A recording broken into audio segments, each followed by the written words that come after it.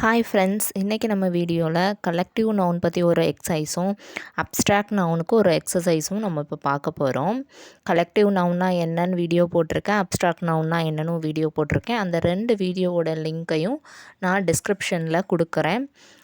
பார்க்காதவங்க போய் அந்த வீடியோவை பார்த்துட்டு வந்து இந்த எக்ஸசைஸ் பார்த்திங்கன்னா ரொம்ப நல்லாவே புரியும். இப்போ வாங்க நம்ம கலெக்டிவ் நவுனுக்கான எக்ஸசைஸ் பார்ப்போம். Underline each collective noun in the following sentences. இதில் பார்த்தீங்கன்னா 11 சென்டென்ஸ் கொடுத்துருக்காங்க. அதில் கலெக்டிவ் நவுன் யூஸ் பண்ணியிருக்காங்க. அந்த வேர்டு எதுங்கிறத நம்ம கண்டுபிடிக்கணும். அதை அண்டர்லைன் பண்ண சொல்லியிருக்காங்க. ஸோ கலெக்டிவ் நவுன்னா என்னன்னு ஷார்ட்டாக சொல்லிடுறேன். கலெக்டிவ் நவுன்னா குரூப் ஆஃப் வேர்ட்ஸ் அப்படின்னு நம்ம சொல்கிறோம். ஒரு நவுன் ஒரு குழுவாக இருக்கிறதுக்கு அந்த குழுவுக்கு ஒரு பேர் வச்சுருப்பாங்க. அதை தான் வந்து கலெக்டிவ் நவுன் அப்படின்னு இவங்க சொல்கிறாங்க. ஃபஸ்ட்டு சென்டென்ஸ் பாருங்கள். The choir practised in the new auditorium. இந்த இடத்துல கொயர் அப்படிங்கிறது ஒரு குரூப் ஆஃப் சிங்கர்ஸை சொல்கிறதுனால இது ஒரு கலெக்டிவ் நவுன். ஸோ இங்கே கொயர் அப்படிங்கிறத நம்ம அண்டர்லைன் பண்ணணும். ஐ சிங் டெனார் இன் அ குவார்டெட். இதில் வந்து குவார்டெட் அப்படிங்கிறது வந்து 4 மெம்பர்ஸ் கொண்ட ஒரு பாடகர் குழுவை தான் என்ன சொல்லுவாங்க, குவார்டெட் அப்படின்னு சொல்லுவாங்க. 4 மெம்பர்ஸ் சேர்ந்ததை குவார்ட் அப்படின்னு சொல்கிறாங்க. ஸோ இதை வந்து நம்ம அண்டர்லைன் பண்ணணும். தேர்டு ஒன் பாருங்கள். Every one in the group received a door prize. இதில் group, every one in the குரூப்புங்கிறது குழு. ஸோ அந்த குரூப்புங்கிற வேர்டு தான் இங்கே collective noun. The team arrived early and went to the locker room. இந்த இடத்துல டீம் அப்படிங்கிறது collective noun. as I watched a flock of geese flew overhead.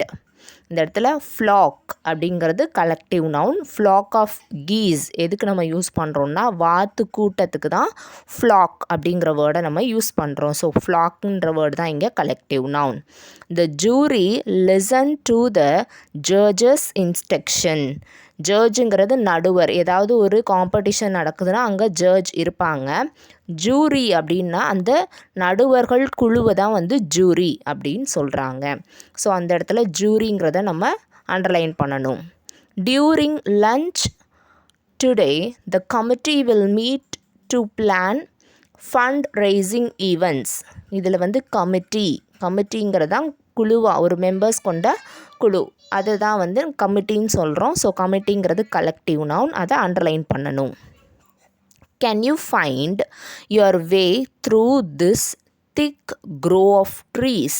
இந்த மரக்கூட்டங்களுக்கு நடுவில் எங்கேயாவது உங்களால் பாதை கண்டுபிடிக்க முடியுதா அப்படின்ற மாதிரி ஒரு கொஷின் கேட்டிருக்காங்க. இதில் க்ரோ ஆஃப் ட்ரீஸ், க்ரோங்கிறது தான் அந்த மரக்கூட்டம்ங்கிறதுக்கான வார்த்தை.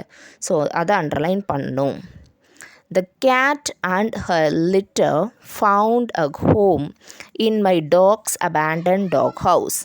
இதில் பாருங்கள், cat and her litter. லிட்டர்னா பூனைக்குட்டி, அதுதான் வந்து என்ன சொல்லுவாங்க, கூட்டமாக இருக்கிறத லிட்டர் அப்படின்னு சொல்கிறாங்க. Litter of puppies, litter of kittens அப்படின்னு சொல்லுவாங்க. ஸோ இந்த இடத்துல லிட்டருங்கிற வேர்டு வந்து குரூப் ஆஃப் கிட்டன்ஸையோ இல்லை குரூப் ஆஃப் பப்பீஸ்க்கோ மென்ஷன் பண்ணக்கூடிய வேர்டு. ஸோ இந்த இடத்துல லிட்டருங்கிறத நம்ம அண்டர்லைன் பண்ணணும். When Jad hit the beehive with a stick, a swarm of angry bees flew out. ஸ்வாம் அப்படிங்கிற வேர்டு தான் வந்து இங்கே கூட்டம்ங்கிறத குறிக்கக்கூடியது. அதுவும் தேனீக்கள் வந்து எப்படி கூட்டமாக வரும், அதை தான் ஸ்வாமுங்கிற வேர்டால் குறிப்பிடுறாங்க. ஸ்வாம் ஆஃப் ஆங்க்ரி பீஸ் அப்படின்னு இங்கே சொல்லியிருக்காங்க. ஸோ ஸ்வாமுங்கிற வேர்டை நம்ம அண்டர்லைன் பண்ணணும். For this short flight the plane needs a crew of only 3. இந்த சின்ன ஃப்ளைட்டுக்கு ஒரு 3 பேர் கொண்ட குருவே போதும் அப்படின்றாங்க. க்ரூங்கிற வேர்டு வந்து 3 பேர் கொண்ட ஒரு குழு அப்படின்னு நம்ம சொல்லலாம். அந்த ஃப்ளைட்டை இயக்கிறதுக்கு ஒரு 3 மெம்பர்ஸ் இருந்தாலே போதும்னு சொல்கிற மாதிரி கொடுத்துருக்காங்க. இதில் வந்து க்ரூ அப்படிங்கிறது கலெக்டிவ் நவுன். ஸோ இந்த 11 சென்டென்ஸையுமே நம்ம பார்த்துட்டோம், ஆன்சரும் கண்டுபிடிச்சிட்டோம். நெக்ஸ்ட் எக்ஸசைஸ்க்கு போகலாம். இதில் வந்து fill in the blanks with the correct form of nouns. இங்கே வந்து வேர்ட்ஸை ப்ராக்கெட்டில் கொடுத்துருக்காங்க. நம்ம இதை அப்ஸ்ட்ராக்ட் நவுனாக மாற்றி அந்த சென்டென்ஸ்க்கு ஏற்ற மாதிரி எழுதணும். He is a man of dash. இங்கே ஸ்ட்ராங்குன்றது கொடுத்துருக்காங்க. நம்ம ஸ்ட்ராங்குங்கிற வேர்டை டைரெக்டாக யூஸ் பண்ணோன்னா அந்த சென்டென்ஸ்க்கு கம்ப்ளீட் மீனிங் கிடைக்காது, அது பொருத்தமான வார்த்தையாகவும் இருக்காது. ஸோ ஸ்ட்ராங்குன்ற வார்த்தையை நம்ம எப்படி அப்ஸ்ட்ராக்ட் நவுனாக சேஞ்ச் பண்ணலாம் அப்படின்னா ஸ்ட்ரென்த் அப்படின்னு மாற்றலாம். STRENGTH ஸ்ட்ரென்த் அப்படின்னு நம்ம மாற்றணும். He is a man of strength. India got dash from British rule in 1947. இதில் பார்த்தீங்கன்னா ப்ராக்கெட்டில் ஃப்ரீ அப்படின்னு கொடுத்துருக்காங்க. இங்கே நம்ம என்ன யூஸ் பண்ணோம்? ஃப்ரீடம், சுதந்திரம். ஃப்ரீனா சும்மா இருக்கிறது, அப்போ ஃப்ரீயாக இருக்கிறேன் அப்படின்னு நம்ம சொல்லுவோம். ஆனால் அந்த ஃப்ரீங்கிற வேர்டை மட்டும் இங்கே நம்ம யூஸ் பண்ணோன்னா மீனிங் ஃபுல்ஃபில் ஆகாது. ஸோ ஃப்ரீடம், அந்த டம்ங்கிற வேர்டை நம்ம ஆட் பண்ணால் தான் அதோட அர்த்தம் முழுமையாக கிடைக்கும். Every year on 15th of August, dash awards are given to the people by the Prime Minister. ப்ராக்கெட்டில் பிரேவ் அப்படின்னு கொடுத்துருக்காங்க. நம்ம என்ன யூஸ் பண்ணோம்? பிரேவரி, தைரியத்திற்கான விருது அப்படின்னு நம்ம சொல்லும்போது இங்கே வந்து நம்ம என்ன யூஸ் பண்ணணும்னா பிரேவரி அப்படிங்கிற வேர்டை நம்ம யூஸ் பண்ணணும். He is on a dash to Mecca. இதில் பாருங்கள் பில்கிரிம் அப்படிங்கிற வேர்டை இங்கே கொடுத்துருக்காங்க. புனித பயணம் அப்படின்னு நம்ம சேர்த்து சொல்லும்போது பில்கிரிமேஜ், அப்படி ஏஜுங்கிற வேர்டை அதோடு நம்ம சேர்த்துக்கணும். Pilgrimage. I have great dash to welcome you. Please அப்படின்ற வேர்டை ப்ராக்கெட்டில் கொடுத்துருக்காங்க. ப்ளீஸ்னால் சந்தோஷம் அப்படின்னு ஒரு அர்த்தம் இருக்குது. இங்கே என்ன நம்ம யூஸ் பண்ணணும் அப்படின்னா ப்ளஷர். ப்ளீஸோட லாஸ்ட் இருக்கிற எடுத்துகிட்டு URE சேர்த்துக்கணும். ஸோ ப்ளஷர் அப்படிங்கிறத நம்ம இங்கே போட்டால் தான் இந்த சென்டென்ஸ்க்குரிய மீனிங் கரெக்டாக இருக்கும். Dash is the best period of one's life. Child அப்படிங்கிறத இங்கே கொடுத்துருக்காங்க. நம்ம குழந்தையாக இருக்கிறதா ஒருத்தவங்கள லைஃப்லேயே ரொம்ப பெஸ்ட்டு பார்ட்டாக இருக்கும்னு சொல்ல வராங்க. ஸோ அப்போ வந்து சைல்டுஹுட் அப்படின்னு நம்ம இங்கே மாற்றி எழுதணும். சைல்டோட ஹுட்டுங்கிற வேர்டை நம்ம சேர்த்துக்கணும். Dash of any kind should always be avoided. Waste அப்படிங்கிறத உள்ளே கொடுத்துருக்காங்க ப்ராக்கெட்டில். நம்ம என்ன எழுதணும்னா வேஸ்டேஜ், அதாவது எதையாவது ஒன்று வேஸ்ட் பண்ணுறதுங்கிறத எல்லாருமே அவாய்ட் பண்ணிக்கணும் அப்படின்னு கொடுத்துருக்காங்க.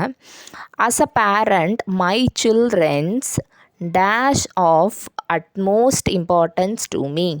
என்னோட குழந்தையோட பாதுகாப்பு தான் ரொம்ப முக்கியம். அதாவது ப்ராக்கெட்டில் சேஃப் அப்படின்னு நம்ம கொடுத்துருக்காங்க. நம்ம டைரெக்டாக சேஃப்னு யூஸ் பண்ண முடியாது, சேஃப்டி அதோட TY ஆட் பண்ணிக்கணும். As the sun went below the horizon, dash enveloped the planet. Dark. அதாவது சூரியன் மறைய ஒரு பாதி என்ன ஆயிரும் அப்படின்னா டார்க் ஆயிரும், இருளாயிரும். அப்படின்னா இங்கே டார்க்னஸ் அப்படிங்கிறத நம்ம சேர்த்துக்கணும். There is no end to his dash. விக்கடுங்கிறது ப்ராக்கெட்டில் கொடுத்துருக்காங்க. விக்கட்னஸ், அவனோட கெட்ட எண்ணம், தீய எண்ணம் அந்த மாதிரி சொல்கிறதுக்கு வந்து விக்கட்னஸ் அப்படிங்கிற வேர்டை நம்ம யூஸ் பண்ணலாம். மோரோவர் நான் இதோட ஆன்சர்ஸ் எல்லாமே வந்து இதுக்கு அடுத்து கொடுத்துருக்கேன், அதையும் நீங்கள் ரெஃபர் பண்ணிக்கோங்க. தென் இப்போ நான் சொல்லிகிட்டு இருக்கிறது எல்லாமே ரென் அண்ட் மார்ட்டின் கிராமர் புக்கில் இருக்கக்கூடிய எக்ஸசைஸ்க்கான ஆன்சர் சொல்லிகிட்ருக்கேன். உங்களுக்கு அப்ஸ்ட்ராக்ட் நவுன் பற்றியோ இல்லை கலெக்டிவ் நவுன் பற்றியோ வேறு ஏதாவது டவுட் இருந்தால் கமெண்டில் சொல்லுங்கள். நான் அதோடுக்கு ஆன்சரை இன்னொரு வீடியோவாக மேக் பண்ணுறேன். இல்லை ஷார்ட் ஆன்சராக இருந்தால் கமெண்ட்லேயே ரிப்ளை பண்ணுறேன். மோர் வீடியோஸ் வேணும்னா சேனலை சப்ஸ்கிரைப் பண்ணிக்கோங்க, பெல் சிம்பிளை ப்ரெஸ் பண்ணிக்கோங்க. தேங்க்ஸ் ஃபார் வாட்சிங்.